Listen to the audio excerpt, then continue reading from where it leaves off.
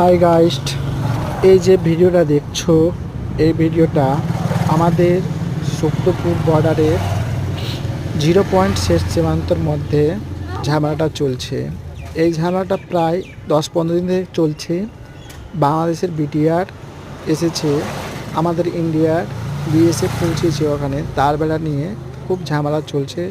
এই ভিডিওটা like comment share করবে গাইস। পরবর্তী আবার সাথে থাকবে চ্যানেলে। Like comment, all the best.